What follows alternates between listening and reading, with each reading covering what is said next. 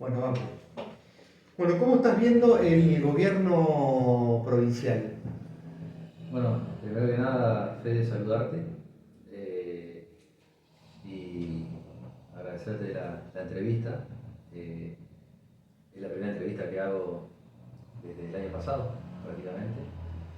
Y hoy también me reincorporé a la Cámara y por supuesto que si bien estuve de licencia un tiempo, estuve siguiendo muy de cerca todo y analizando la, la situación de la provincia. Hoy el gobierno provincial, yo lo veo al gobernador Rogelio Frigerio, que bueno, no le queda decir más remedio que, que aliarse fuertemente al gobierno nacional, pero más que nada por la provincia de Entre Ríos, por el contexto, ¿no? Es decir, la provincia de Entre Ríos no es una provincia que tenga una soberanía económica, si bien tiene más soberanía que la provincia que recibimos nosotros en el año 2003, cuando me tocó ser diputado, siempre recuerdo que la deuda de la provincia era 2 veces el presupuesto de la provincia. Si bien la deuda es menor a aquella época, no tiene la autonomía suficiente para, para quizás plantear ciertas cosas que son muy injustas, que son asimetrías, pero no lo podemos plantear del peronismo porque nosotros hemos fracasado en eso, ¿no? Es decir, con respecto a la autonomía provincial y realmente hacer la lucha que hoy se está viendo, como se está dando con el transporte, con el gas, con la luz, bueno, en eso el peronismo es una materia pendiente que nos ha quedado. Como primer experimento, digamos, de la oposición, digamos, digo, por tu edad y por el proceso político de los 20 años del justicialismo, bueno, es la primera vez que estás en la oposición. ¿Cómo crees que se está haciendo oposición, digamos? El peronismo, ¿cómo está frente a la oposición? ¿Crees que se está haciendo una oposición correcta? ¿Crees que se puede ser más opositor? Yo creo que hay que cambiar el paradigma, ¿no? El paradigma de la política en Argentina cambió desde que Milei fue electo presidente.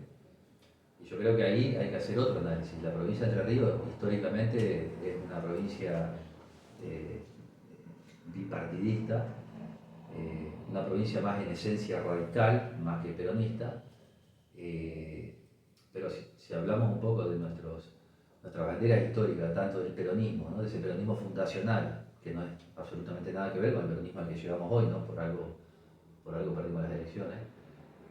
Y ese radicalismo fundacional también no tiene nada que ver con el radicalismo hoy como está realmente atomizado y con una confusión ideológica enorme. Yo creo que el paradigma que hay que empezar a replantear desde ya sea oposición y oficialismo es empezar a buscar un núcleo de coincidencias básicas de ese peronismo fundacional, con el radicalismo fundacional, donde hay cosas en común como la defensa de las instituciones, de la soberanía, lo que tiene que ver con lo popular. Son dos partidos que tienen su doctrina, que tienen una historia que los une, y yo creo que eso eh, se vio ahora en el Congreso de la Nación, una ley que se aprobó, si bien mi ley dice que la va a vetar, que creo que no tiene que pasar desde solamente lo legislativo, porque si no, no tenés forma. Sí tiene que pasar con una participación importante del Ejecutivo y buscar desde ahí empezar a plantear esa construcción. Y la oposición del peronismo, nosotros tenemos 3 banderas, ¿no? Nosotros conformamos una agrupación, se llama Justa, Libre y Soberana, y son las 3 banderas históricas del kirchnerismo, y en cada decisión que nosotros vayamos, como lo he planteado y por ahí lo planteo en el bloque, ahora que me estoy resaltando, es decir, nosotros tenemos que defender esas 3 banderas. Y si alguna medida va contra lo que tiene que ver este movimiento y todo lo que abarca, y sí, por supuesto, tenemos que estar en contra, ¿no? Después, Ahora, ahí tenemos un problema porque vamos a hablar de tres banderas de las tres grandes consignas de la doctrina peronista, si querés ponerlo en otros términos. ¿Cómo hacer peronismo desde la oposición, en este caso en la legislatura, pero después están los intendentes peronistas, ¿no? Que tienen por necesidad o urgencia, están obligados a tener otro posicionamiento, por lo menos de cara a la sociedad. cómo administrar ese peronismo de la oposición, el gobierno provincial, pero a la misma vez ese peronismo que está en las intendencias y que empieza a necesitar, por ejemplo, un paquete fiscal que le coparticipe el impuesto a las ganancias. ¿Cómo administrás ese peronismo? Yo soy partidario, yo fui intendente 8 años y fui legislador también, fui diputado, fui senador. Yo soy partidario, y lo hablamos hoy, yo por supuesto que uno está en un bloque, ahora que nos reincorporamos vamos a tratar de que nuestra postura, tratar de persuadir con la postura que nosotros tenemos y hablar con cada uno de los diputados, pero yo soy convencido que por ejemplo la herramienta de la emergencia, en un país que está en emergencia, hay que dársela al gobierno para que tenga las herramientas en todo sentido. ¿Qué significa la emergencia? La emergencia significa, por supuesto, de tener una celeridad en la ejecución de las políticas públicas. Y hoy en una situación donde son escasos los recursos, yo creo que la emergencia, oponerse a una emergencia no es una oposición política, sino yo creo que también lo peor que nos puede pasar es que un gobierno, si tiene éxito o fracasa, que no tenga nada que ver con echar después la culpa a la legislatura, que porque no se aprobó la emergencia no se pudo ejecutar o poner en condiciones los caminos de la producción, o arreglar las escuelas, o arreglar los museos, ¿no? Es decir, yo creo que no pasa la oposición por sí o no a la emergencia. La oposición pasa por otro lado, ¿no? Es decir, la provincia de Entre Ríos, yo te comentaba, hoy 5 de junio es el aniversario de la creación del Banco Entre Ríos. Se creó en el año 33. Fue la palanca del desarrollo. Hoy Entre Ríos es pionera en la agricultura, es decir, todo lo que tiene que ver las forestaciones o la política forestal, lo que tiene que ver con la política desde lo productivo de un montón de sectores y de industrias. El Banco Entre Ríos fue la palanca del desarrollo hasta que después, por supuesto, se privatizó y fue la primera lucha que yo tuve con 27 años con Enrique Genasi, que me llevó a una reunión Busti porque nosotros no queríamos votar porque le estábamos pagando un canon que era millonario encima para que maneje la plata de la provincia. Y cuando en otros lugares se le daba crédito de Santa Fe a los tamberos, crédito subsidiado, y hoy eso dejó de existir. Entonces yo creo que la pelea en Entre Ríos pasa por otro lado, para recuperar eso. Y por supuesto, después lo que todo el mundo, cuando hablamos de un sistema en la provincia de Entre Ríos que tiene que ver con el juego, con la energía, con el IOSPER, con la misma legislatura y muchas cosas que yo creo que hay que patear el tablero en ese sentido. Bueno, estos temas, nombrabas la energía, el juego, el IOSPER, bueno, la caja de jubilaciones que ahora se está dando, o por lo menos empezó a dar un debate. ¿Por qué no se dieron en estos 20 años? Porque claro, uno desde afuera puede decir, bueno, pero vos me estás nombrando una serie de temas que durante 20 años deberían haberse discutido y fue el peronismo el que gobernó incluso con mayoría esos 20 años. ¿Qué pasó? ¿Por qué no se discutió? ¿Y por qué crees vos que se va a discutir ahora? Yo creo que Frigerio, si realmente quiere marcar la diferencia como gobernador, tiene que discutir esos temas. ¿Y por qué no lo hizo el peronismo?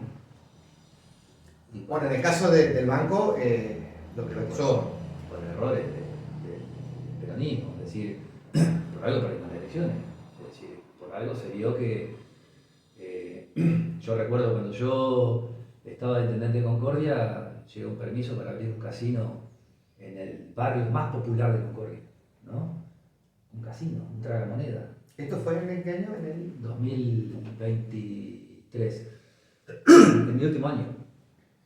Y yo dije, mientras yo sea intendente esto no se puede habilitar. El concesionario no tiene nada que ver, ¿viste? El que tiene la culpa es el que la autoriza. Yo no sé quién firmó en el IAFA, pero la verdad hay que ser bastante degenerado para, es decir, cuando el juego tiene que ser en los pueblos turísticos, es decir, tiene que ser como un ingreso a la provincia, no es que como le esquilan el sueldo a los sectores más, es decir, más necesitados, es decir, en un barrio de Concordia meter el tragamonedas. Por supuesto que cuando asumió el intendente Acuel le dije, mira, esto mi gestión, y fue y lo clausuró, ¿no? Es decir, pero bueno, son las cosas que realmente el peronismo no, es decir, se hicieron transformaciones, ¿no? El Consejo de la Magistratura se hizo un gobierno, es decir, hasta Montiel los jueces se nombraban a dedo en el Senado, es un sistema muy retrógrado, donde el peronismo fue el que implementó el Consejo de la Magistratura, es decir, el peronismo, yo creo que la gestión de Bordel le ha dado, es decir, muchos institutos que se sancionaron en la Constitución del 2008 se reglamentaron, ¿no? Después pueden cuestionar la FOR, pero se reglamentaron y eso tiene, con respecto a los organismos de control, se corrigieron muchas cosas en la legislatura, quedan otras por corregir, pero queda esa materia pendiente de realmente, en el peronismo nunca tuvimos quizás gobernadores con diferentes características como Guti, Uribarri y Bordet, pero realmente gobernador que venga realmente a patear el tablero de este status quo que tanto perjuicio le causa a la provincia, no lo veo. Hablaste de sistema, utilizaste la palabra sistema y ahora statu quo. Contame, ¿qué entendés por el statu quo o por el sistema? ¿Quiénes serían los actores de ese sistema y cuál sería el statu quo de esos actores en ese sistema? Mira, yo te lo pongo como ejemplo porque es lindo hablar de esto, pero después la práctica uno tiene que demostrar. Es decir, yo puedo analizar lo que yo hice como diputado, como senador, como intendente y mientras estuve en Arenosa. A mí me tocó llegar a la Intendencia de Concordia en el año 2015 y había 9 mutuales que le sacaban el sueldo completo a los empleados municipales. Código de descuento con muchos intereses de gente atrás que ponía plata y era usura. Y con un decreto, con todo lo que nos costó, lo borramos con un solo decreto y después lo llevamos al Consejo Deliberante y se terminaron los códigos de descuento, un problema que hoy tiene la provincia, que tiene con Crédito. ¿Cuáles son los costos políticos cuando se toman una medida? Muchos. ¿En qué sentido? Y tenés factores de poder serían. Te opera por todos lados, te metés con sectores que a mí me pasó, yo entré, primero congelé la planta, después pedí secundario completo para poder ingresar a la municipalidad y por concurso.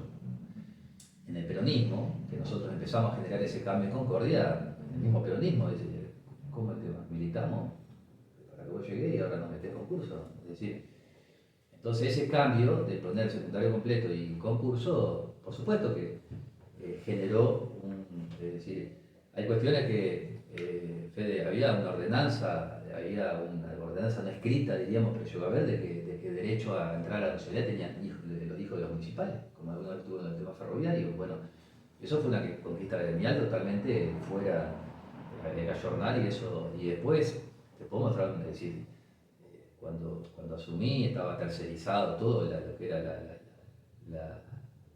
las multas, es decir, la empresa que sacaba una multa, te cobraban ponerle la plata de hoy 50.000 pesos y para el municipio iba a 5.000, el otro 45 iba para la empresa. Entonces eso tiré todo para atrás, ¿no? Y así, es decir, no había un código de ordenamiento urbano, ¿no? Es decir, todo por excepción.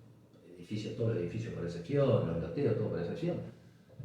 Hice un código de ordenamiento urbano, participaron todas las instituciones de la ciudad y no hubo una excepción en 8 años. Eso tiene un costo también, genera un costo porque hay actores que se perjudican con esas medidas. Y así, y después recuperamos, ¿no? Es decir, el carnaval estaba privatizado, lo hicimos público, había un centro de convenciones que estaba solamente abierto para sectores muy chiquitos, lo abrimos a la sociedad, no hay personas en Concordia que no conozcan ese centro de convenciones con eventos, es decir, hicimos una gestión donde tratamos de romper un montón de cosas que todo cambio genera resistencia. Después lo acepta la comunidad. ¿Eso ¿no? vos lo adjudicás a la derrota en Concordia o en la provincia? No, la derrota en Concordia tiene otros factores que tienen que ver con, ahí falló la política, la gestión. ¿En qué falló la política? Y yo creo que la derrota del peronismo en la provincia, por supuesto que el peronismo es un movimiento verticalista y se le rinde mucha pleitesía al que tiene la virome, ¿no? Es decir, era Guti, líder indiscutido de los entrerrianos, el Pato con otra construcción distinta, pero fue el líder indiscutido de 8 años, y Gustavo Gustavo Bordet, su forma de gobernar, se hacía lo que nadie se le discutía, ¿no? Es decir, la Liga de Intendentes, siempre cuando vos querías dar un paso más era el que por ahí te ibas a la banquina y eso generaba, entonces había que confiar de la estrategia que llevó Gustavo adelante y yo creo bueno, chocamos, pero el que conducía era él, ¿no? El responsable de la derrota, después hay responsabilidades compartidas. O sea, el primer responsable de la derrota, Gustavo Bordet. Pero es así, es decir, yo creo que lo sabe eso. Y después para abajo todos. Beto habrá debe pensar que se puede haber cometido algunos errores, habrá escuchado capaz a la gente equivocada, nosotros en Concordia también, es decir, hubo muchos factores que llegaron a la derrota. Yo digo que es la primera vez en la historia del 83 de la fecha de que el peronismo, bueno, el 83 no, el peronismo fue peronismo radicalismo, era bipartidismo, recién en el año yo creo que cuando surge el nuevo espacio, pero después siempre el peronismo fue dividido y la oposición unida. Ahora fue la primera vez que fuimos unidos y la oposición dividida, ¿no? Pierde el peronismo. Pierde el peronismo, una cosa increíble lo que nos pasó. Es decir, yo creo que peor no podíamos haber hecho las cosas porque teníamos todo para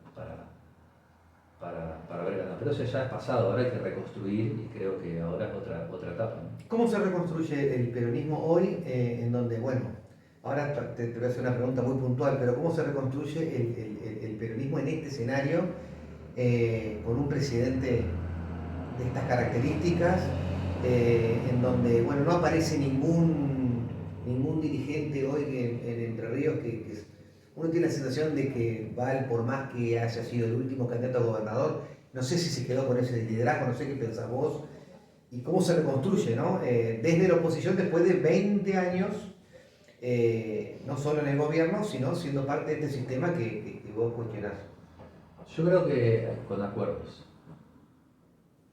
Hoy lo más parecido al peronismo, ¿no? Es decir, como es el peronismo fundacional, ¿no? De las tres banderas que te digo, que es el peronismo de lo nacional, de lo popular, de la movilidad social ascendente, de pregonar la industria, los factores de la producción, es decir, ese peronismo humanista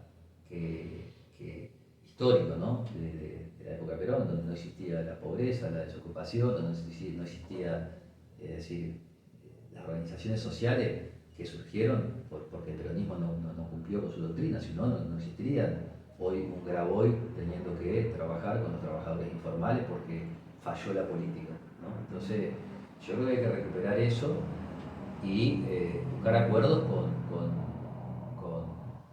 con ese radicalismo, no el radicalismo antiperonista, ¿no? Con ese radicalismo más aquel que desemboca en el peronismo, aquel radicalismo que soñó Alem, que llevó a la práctica Hipólito Yrigoyen y en gran parte de Alfonsín también, ¿no? ¿Cómo evalúas el gobierno de Concordia?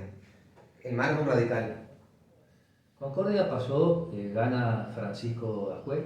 Francisco es un abogado que también de la música, con el folclore, reconocido en Concordia, a la vez actuó como fiscal, estuvo un tiempo como fiscal y después se lanzó a la política de lleno, fue presidente de la Juventud Radical y por supuesto que en estas circunstancias se dieron ciertos factores, gana la elección. Gana con los votos del peronismo, gran parte del peronismo lo votó. ¿Por qué? Y yo creo que por el discurso que él tenía, ¿no? Él tenía un discurso que no era, por supuesto que hablaba de cambio y todo, pero no era un discurso de grieta, anti, se reunía con los peronistas, cantaba la marcha, es decir, empezó a juntar todo aquello que el peronismo se fue dejando por la falta de militancia, ¿no? Es decir, nosotros veníamos de 8 años de no hacer un congreso partidario, y eso el peronismo lo pagó lo pagó. Bordet es una persona que nunca fue al partido, por él mismo, es decir, siempre acompañaba, o lo acompañaba Bolivar o Agusti, pero por voto propio de ir al partido como herramienta para... Partido, por supuesto que tiene que ver con poder transmitir una doctrina, es decir, un gobierno sin doctrina es como un cuerpo sin alma, decía Perón, ¿no? Es decir, tiene que haber, el peronismo tiene una doctrina y la vez que tiene una doctrina que es la parte ideológica, también Perón hizo la comunidad organizada, están las políticas, hay una política con respecto a lo que es la producción, el trabajo, la familia, el medio ambiente. Nosotros tenemos una Biblia con el peronismo, en el sentido de los pasos a seguir, y eso fue lo que se fue perdiendo. Y entonces terminamos con un gobierno en el cual también yo me hago cargo, con funcionarios a nivel provincial, a nivel municipal, que capaz no sabían ni siquiera lo básico del peronismo. Entonces el peronismo es la política humanista al servicio del hombre, del pueblo, del ciudadano, y eso en la práctica no se dio. Entonces teníamos oficinas o funcionarios que no funcionaban, y eso se fue deteriorando, y bueno, se dio esta circunstancia y llega a jugar la intendencia, y por supuesto de que tenemos un diálogo permanente, como se lo dije yo cuando en la transición. Yo fui 8 años intendente, he aprendido mucho y he cometido errores, entonces sería un egoísta si todo eso o toda esa experiencia que de gestión no la vuelvo a favor para ayudar a una persona que no es que viene de una carrera, que fue concejal, que fue funcionario, conoce la ministra. Entonces, bueno, usted hicieron una transición bastante anticipada, si se la compara con las otras transiciones. ¿Cómo es la relación con Ascuez? ¿Lo conocías de antes?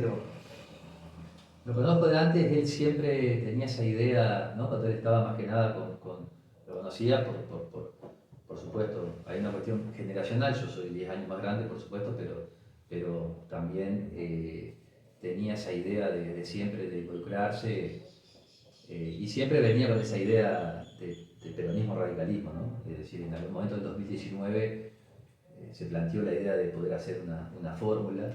Mira. Y bueno, y después él ingresa a la justicia como fiscal, y después ya, cuando vuelve a la política, ya viene en el proyecto de Frigerio como precandidato a intendente, ¿no? Pero sí hay una relación de hace mucho tiempo. ¿Y esa idea de esa posibilidad de armar una fórmula, en qué quedó, digamos? Porque después, bueno, se enfrentaron en las últimas elecciones. ¿Qué hay de nuevo de eso? ¿Si hay algo nuevo o qué se puede esperar de ahí? Él, apenas arranca esa idea de la candidatura, también, ¿no? Se planteó, él quería hacer la fórmula radicalismo-peronismo en ese momento, pero bueno, estaban las aguas, ya nosotros íbamos por un carril, ya nos había hecho ese acuerdo. Entonces, era un acuerdo en Concordia, para Concordia.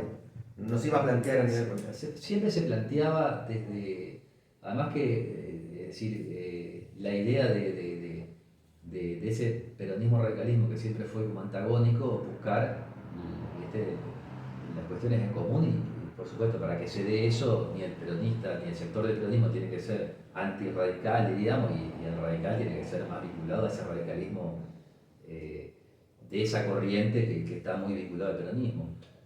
Pero yo creo que hoy es importante, en ese sentido, bueno, hoy hay un ida y vuelta, muy buena relación. Nosotros tenemos un bloque de 4 concejales que están muy unidos, y que ellos saben que tienen que siempre plantear, como yo siempre digo, hay una agrupación y que representa, yo digo estas 3 banderas, pero estas 3 banderas representan toda nuestra doctrina y cuáles son los límites del peronismo, ¿no? Es decir, siempre defender lo nacional.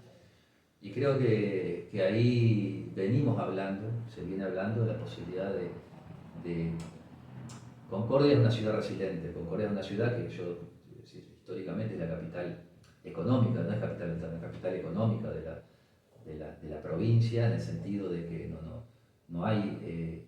el municipio tiene 2.000 empleados de planta permanente desde el año 95 aproximadamente.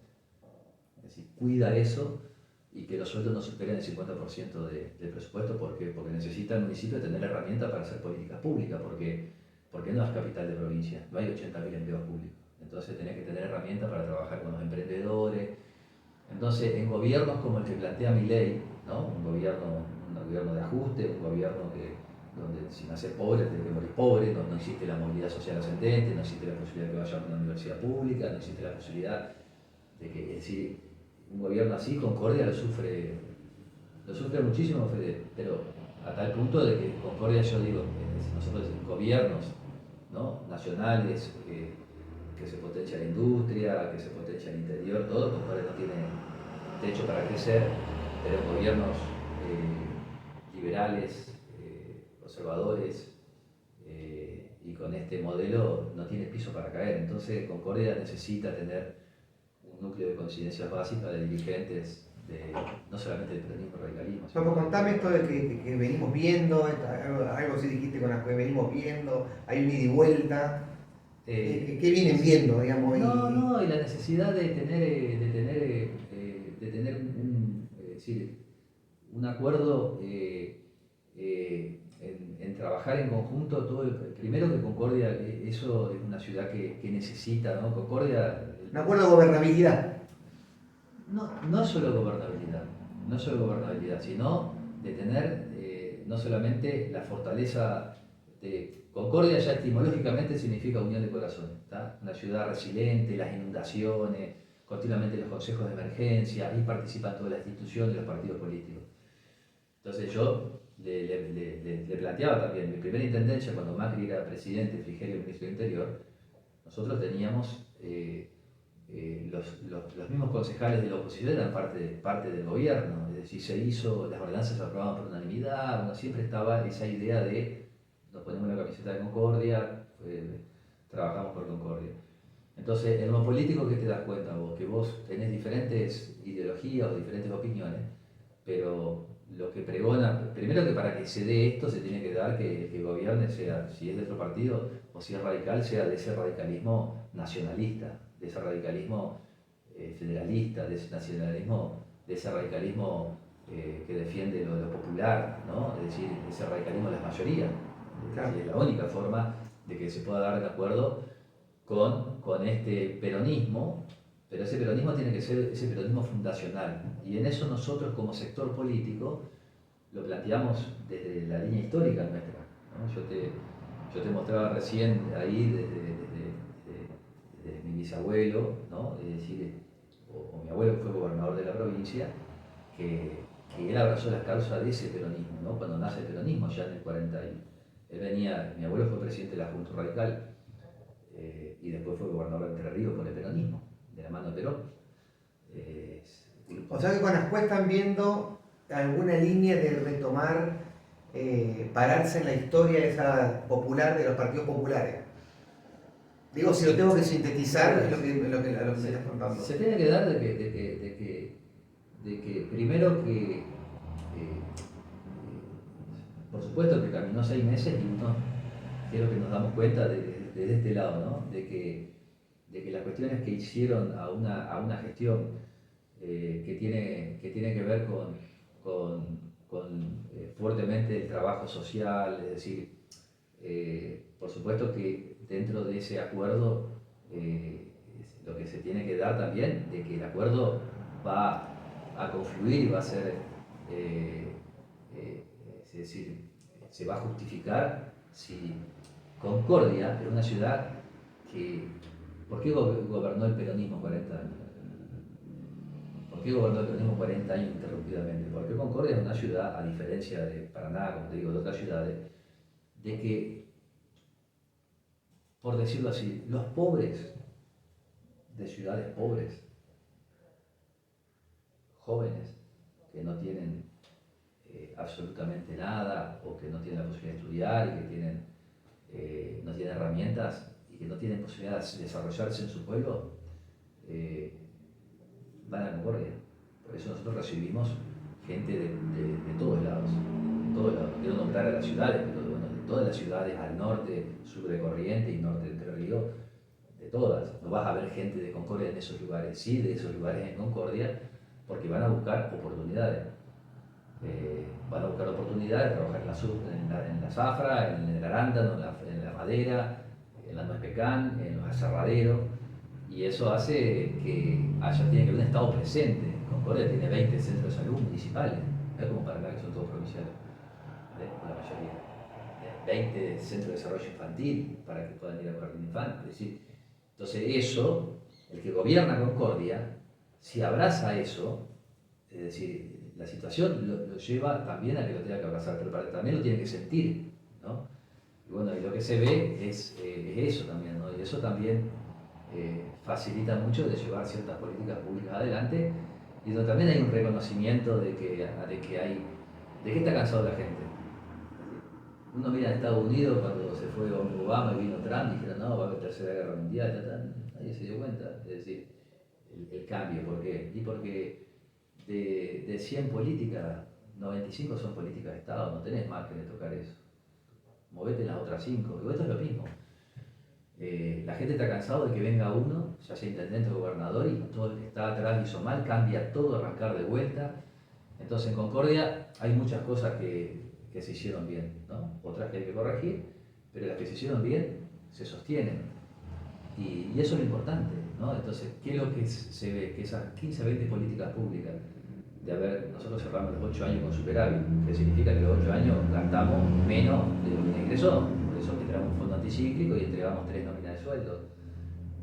Y un gran parque automotor y políticas públicas que hoy se continúan todas, ¿no? Entonces, eso también habla bien, más que de nosotros, de él. Es decir, nosotros hicimos una gestión, pero de un dirigente que continúa lo que está bien para mejorarlo, eso...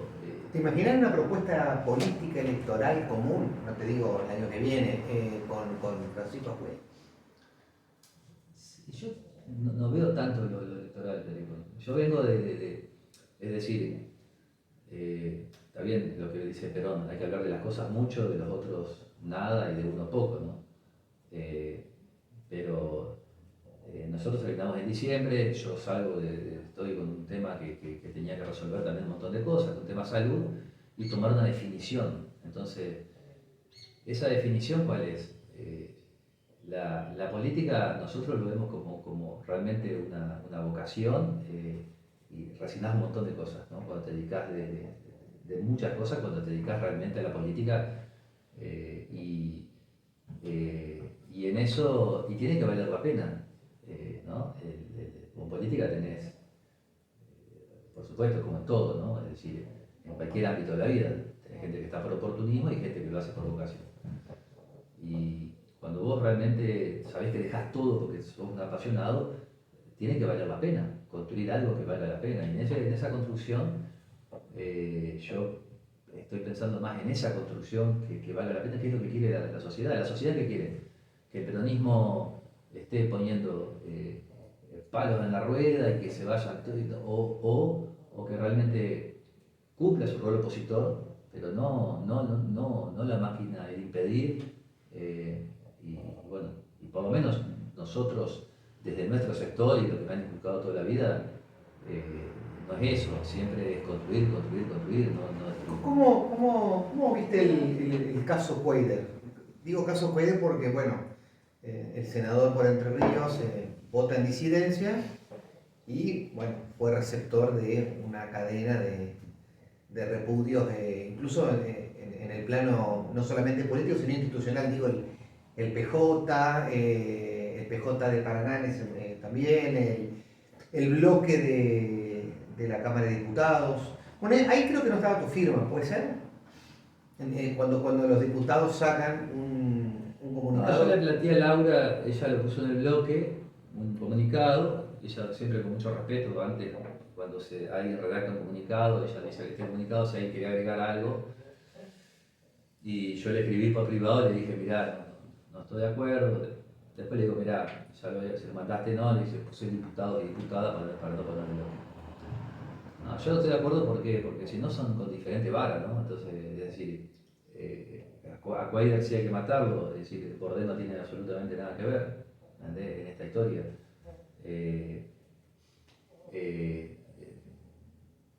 Yo lo que veo que, por ejemplo,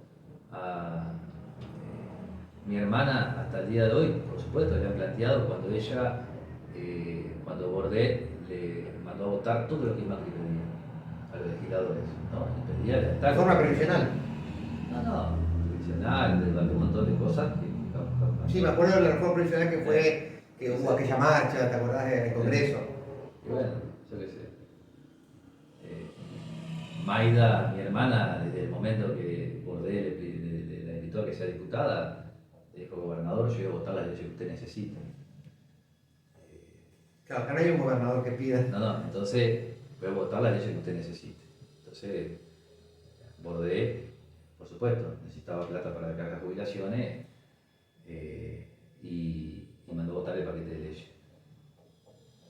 Y era una decisión de. Me acuerdo que Mayra decía, Bordé, no nos dio nunca pelota, dice, ahora me fue a buscar a casa, nos llevó en un avión, esos aviones privados que alquilan, todo para. Y bueno, cuando Gustavo quería algo, trabajaba en pos de eso y bueno, y se votó y el partido no dijo nada, porque lo conducía Bordé. Claro, ahora Cuéllar es un senador de la oposición a nivel nacional y también, digamos... En el caso de Cuéllar yo lo conozco y en esto, la verdad yo no salí con lo de Cuéllar es decir, no a bancarlo, sino a decir, che, vean la película completa, no vean la foto, si no el peronismo salió en todos lados, una estampida de peronismo contra Cuéllar, y hay que ver la película completa. Y con eso no quiero, pero hasta el bloque de concejales en Concordia, los cuatro concejales están sabiendo, y lo primero que hicimos nosotros fue pedir una reunión para que venga a explicar la estrategia, y yo no sé cuánto le pidieron reunión o plantear cuál era la estrategia. Lo que sí sé, y esto lo voy a contar porque lo viví de cerca, yo estaba en Buenos Aires, Cuéllar era senador, yo estaba en el ENOSA, yo estaba en el ENOSA pero me sentaba en el gabinete y como tenía una herramienta grande, peleaba obras para Entre Ríos, movía desde el acceso a Paraná hasta lo de la 18, empujaba, porque también todos los ministros necesitaban de ENOSA, todos querían llevar agua y cloaca a su pueblo, entonces era una cosa que a Entre Ríos le tocaban 7 jardines y conseguimos casi 40, entonces un montón de cosas que yo le planteo al turco y le digo, vamos a juntarnos con Bordé, vamos a ponernos a disposición, ¿no? Porque Bordé me decía, el turco me decía, no, le hace ruido que vos caminás a la provincia y eso, pero yo le camino a la provincia y le aviso siempre, y lo invito, lo que pasa es que no iba nunca, pues lo mandaba a Richard, después ya lo mandaba a Richard y yo estaba trayendo, gestionando obras, pero medio ministerio trajimos para Entre Ríos. Y bueno, él seguramente no estaría cómodo, nunca hubo, diríamos, affectus societ, es decir, de parte mía sí, yo siempre me veía como un aliado de él, pero me veía el más pero siempre costó, en ese sentido era como que no estaba, yo sentía que no estaba, se perdía de obras espectaculares, de ir a anunciarlas juntos, por ahí en alguna, pero no.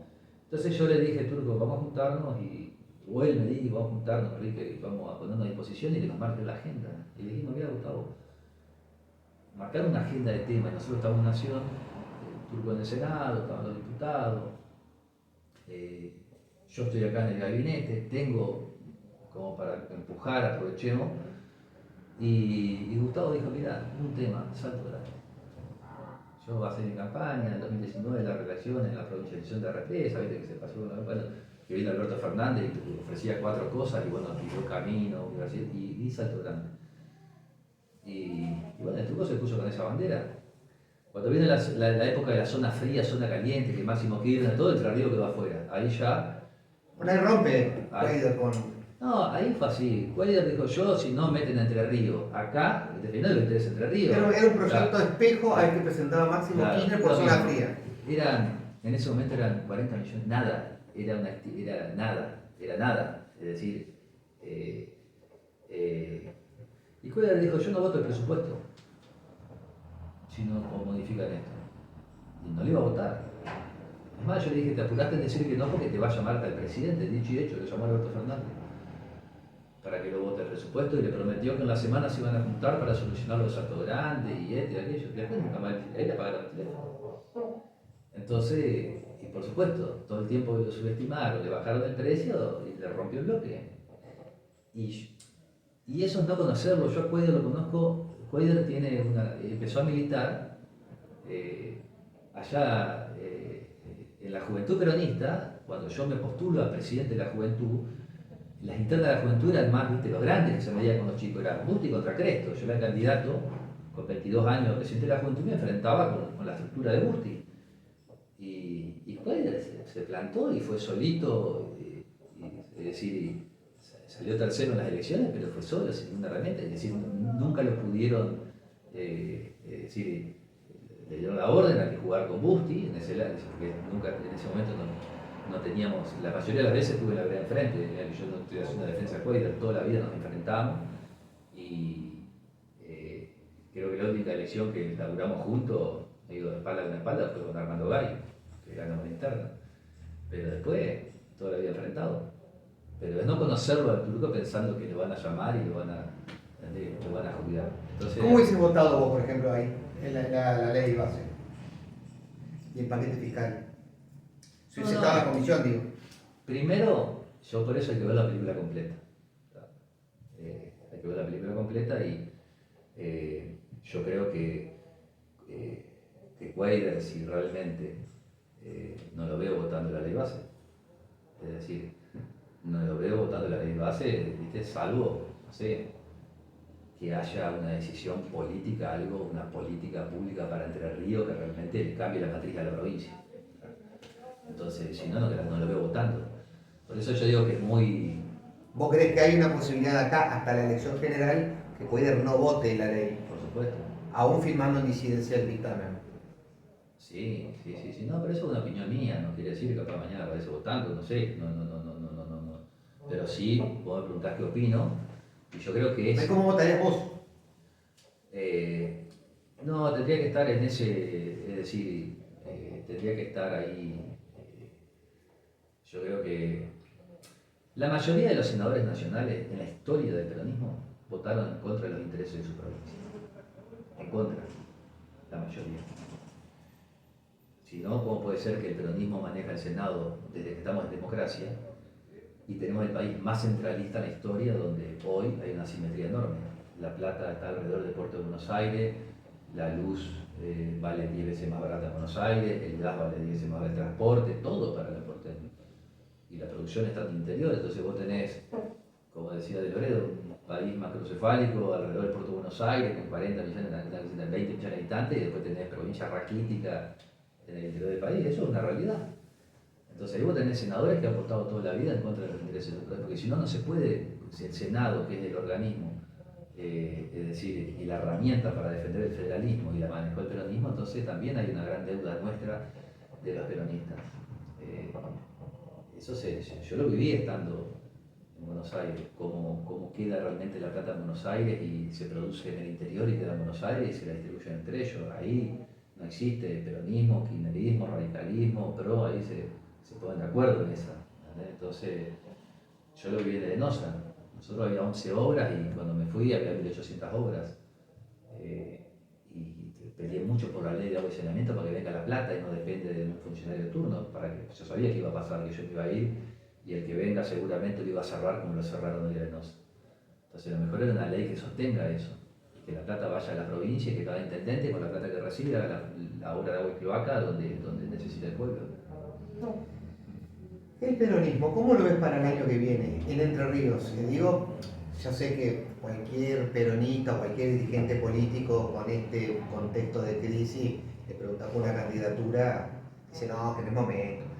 Pero bueno, teniendo en cuenta el público del sitio Página Política, bueno, nada, un poco esto siempre está, ¿no? En la dirigencia política. ¿Ves un liderazgo? ¿Ves nombres casi cantados que van a estar en la propuesta electoral?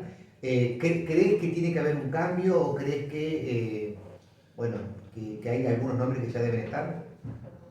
Mira, primero el peronismo tiene que hacer esa autocrítica, hay que hacerla, pero para poder hacerla tenés que tener abiertas las puertas del partido, tenés que hablar con la militancia, los dirigentes tienen que hablar con la militancia. Pero eso nunca pasa. Y hacerlo autocrítica. Bueno, pero tenemos que replantear una estrategia. Por supuesto que yo me siento parte y seguramente voy a ser parte de esa estrategia, pero la postura que vamos a llevar nosotros tiene que ver, primero el peronismo tiene que ir en forma genuina. ¿Cómo sería eso? No, el peronismo tiene que ir, así como nosotros, el peronismo tiene que ser hay un dicho que Perón siempre decía, es decir, tenemos que ser artífices de nuestro propio destino y no instrumento de la misión de nadie. Lo que ha pasado muchas veces es que tienen que ser los peronistas de de acá de Entre Ríos que decidimos una estrategia para recuperar y para que el peronismo vuelva a ser gobierno. Entonces hoy nosotros tenemos un gobernador, ¿es peronista Frigerio? ¿Es radical? ¿Es del PRO? Bueno, está en la mesa del PRO nacional. Sí. Entonces yo creo que Frigerio hoy se sienta con Milei por una cuestión de necesidad como se sentaba Bordé con Macri, dijo Frigerio. No sé si ideológicamente dónde está, es decir, si es desarrollista, el desarrollismo en la Argentina tuvo su esplendor con Perón en la elección, ¿no? Es decir, un peronismo más moderado, pero todo lo que dice el desarrollismo ya lo dice el peronismo. A lo que voy es que nosotros tenemos que primero plantear, yo creo que la política, el peronismo, es decir, el peronismo en la política y los errores que hemos cometido y empezar a decir, bueno, ¿para qué queremos el poder en la provincia de Entre Ríos? Vamos a dejar las cosas como están, es decir, una provincia con 100.000 empleados públicos, entonces, donde una provincia donde tenés un sistema, donde tenés una cámara de la construcción, que yo lo vivía, lo veía, por ejemplo, el IAPB históricamente. El IAPB tendría que estar entregando la plata del IAPB en su momento, entregando la plata y que saque cada uno estilo lo que es un procrear y que pueda elegir con el constructor que quiera hacerlo, la pequeña empresa, y con un modelo y 4 o 5 modelos de casa, y siempre cómo se hicieron las viviendas de la provincia de Entre Ríos y el gran... y nadie eso lo combatió, y cuando vos hablabas de eso... Bueno, se hicieron a través de las constructoras, digamos. Era las 4 o 5 de la Cámara. Siempre. Bueno, entonces eso también, vos hablabas de eso y viste, y era, no eras una persona confiable. Entonces, cuando hablabas del juego, de empezar a decir, che, modificamos el sistema, no puede haber casino, no puede haber casino en tragamoneda en Feliciano, en Federal, es decir, seremos realmente como se dijo en su génesis, cuando se creó el IAFA era atractivo turístico. Hoy, es decir, el tema de la ludopatía es un problema enorme, y más en esta situación que vive la Argentina, peor todavía. Entonces eso genera, está comprobado que le baja, es decir, el nivel de vida en la ciudad. En el caso de Concordia nosotros lo vemos. Y vos ves afuera, no ves los autos, ves las motitos, las bicicletas, la gente sale a trabajar, problema a la casa, van y... Entonces eso también no le pusimos nunca el cascabel al gato a esas cosas.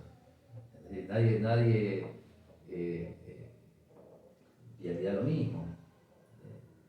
Los caminos de la producción, es decir, ¿qué nos vamos a poner a la emergencia vial si nosotros nos queda una materia pendiente enorme en los caminos de la producción? Entonces tenemos que ser realistas.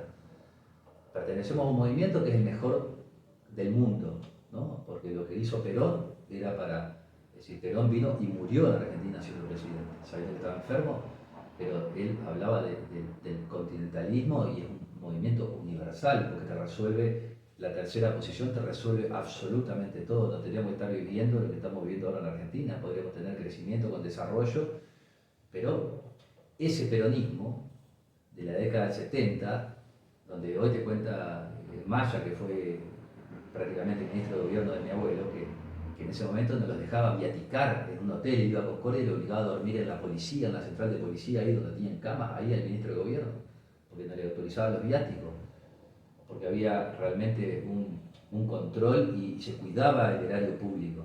Entonces, todo eso también el peronismo se fue tergiversando en muchas cosas, y yo creo que hay que volver realmente a ese peronismo que hizo grande a nuestro movimiento, ¿no? ¿Hay algo más que quiera decir que no haya preguntado? No, nosotros, más más que nada vos preguntabas la estrategia para el año que viene. Yo creo que la estrategia tiene que ser hoy. Lo electoral tiene que ser una consecuencia de la estrategia que hagamos hoy. Y la estrategia que hagamos hoy es, hoy tenemos un problema que no lo tenemos solamente los peronistas, también lo tienen los radicales. Y es lo que estamos viviendo hoy en la Argentina, que ante la división nuestra se corre un riesgo enorme, ¿no? Lo que está haciendo Milei es un showman que vende un poco para decir, sabe, decir, está muy estudiado de lo que está la gente harta y en eso muestra algunas acciones, tiene un excelente sistema de troll y trabajo, es decir, hoy miramos el diputado ¿cómo es? Fleitas. Fleitas leía los panfletos en el teléfono, los panfletos que viralizan los equipos de troll que hay que decir se robaron todo, y lo repetía en la sesión, ¿viste? Y una cosa increíble, ¿no? Yo era una de las primeras sesiones que vengo. Y eso es lo que ya tratan de mostrar, ¿no? Se robaron todo, se robaron todo, se robaron todo, pero entonces en ese sentido yo creo que vienen por todo. Si uno ve lo que quieren hacer con las explotaciones, con las inversiones, lo que es el RIC y todo eso, yo creo que puede ser un daño mucho peor que el que le hizo Mauricio Macri en el sentido de dejar un país endeudado, una deuda que no es que se gastó en Argentina, sino que se fugó y ni siquiera quedaron ni en el norte grande, el plan Belgrano, como dijo, es decir, fue y pidió para eso y la plata nunca se invirtió en nada, entonces debes algo, ¿no? Sacar un crédito para ampliar tu casa, te va al casino y la perdés, no ampliaste la casa y debes el crédito. Eso es el resumen de la gestión de Mauricio Macri. Bueno, esto puede ser mucho peor. Muchas gracias.